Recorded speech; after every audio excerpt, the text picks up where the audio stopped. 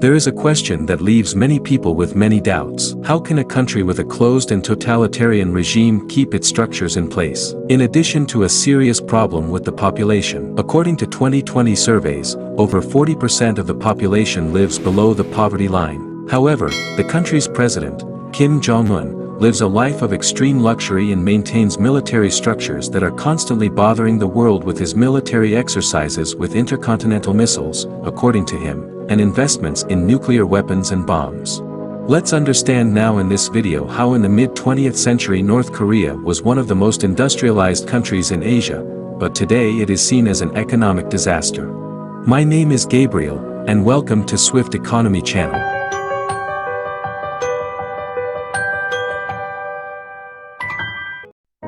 During the Cold War, the biggest financiers of the North Korean regime were Russia and China. These countries defended their communist system of government and had an interest in maintaining the existence of North Korea as an independent country. Through that country, the Soviets and the Chinese created a tension point across Asia, keeping their North American, South Korean and Japanese enemies on constant alert. In addition to China and the Soviet Union, North Korea also served as a state that was in the middle of everything, keeping a safe distance from its borders the enemy armies of these countries. And that's how North Korea was armed to the teeth in a long process that started in the late 40s and lasted until the early 90s. As a reflection of this, practically the entire North Korean army, its navy and its air force are equipped with Russian or Chinese weapons, which in practice are just slightly adapted or licensed Russian weapons.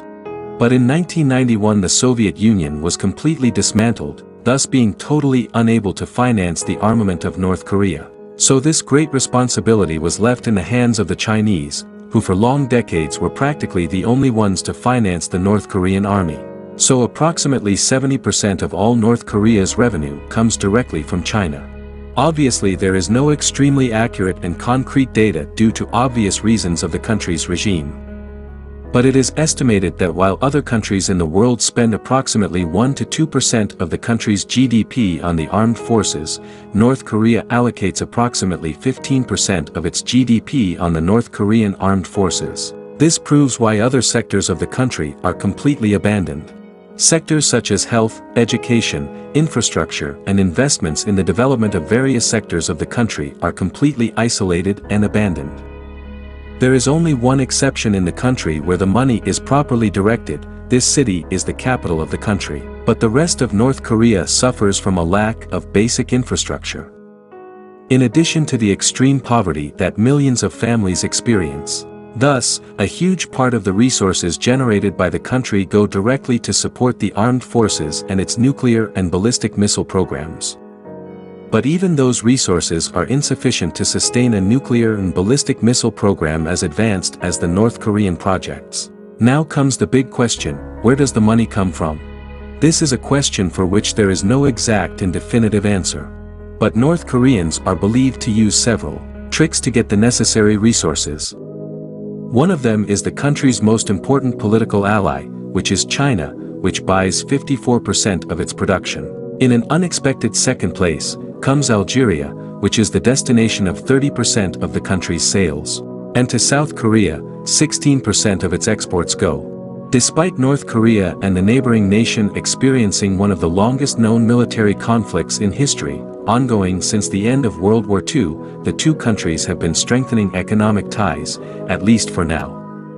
Another source of their income is that North Korea is also believed to have a gigantic network of shell companies around the world dedicated to businesses ranging from real estate to buying and selling shares in the financial market. And believe me, even negotiations of great works of art. Obviously all this under a curtain of shell companies with a great connection to China.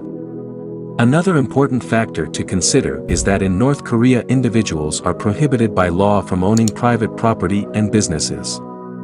In practice, however, what happens is something quite different. Because the North Koreans open restaurants, shops, and small factories in the name of state-owned companies, and this ends up creating a supposed private sector that even helps the North Korean government to obtain revenue, because a considerable part of what these companies collect is extracted for the state since they are theoretically state-owned and therefore belong to the government.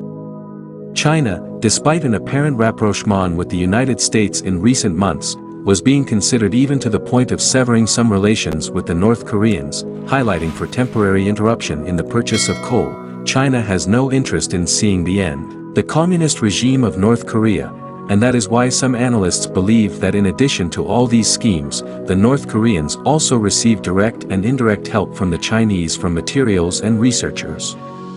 North Korea is a nuclear power capable of launching intercontinental ballistic missiles armed with nuclear warheads from thousands of kilometers away, and some sources claim that the Chinese are also actively assisting the Pyongyang regime in its nuclear and ballistic missile program.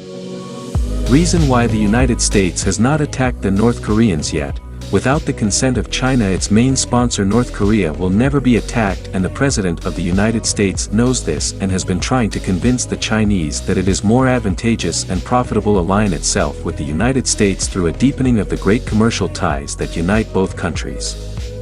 Proving that to remain allied with the stagnant and extremely outdated communist regime of the Cold War times. Currently, this alliance with Korea is and will always be a waste of time and a step back in the human and economic evolution of both countries and the rest of the world.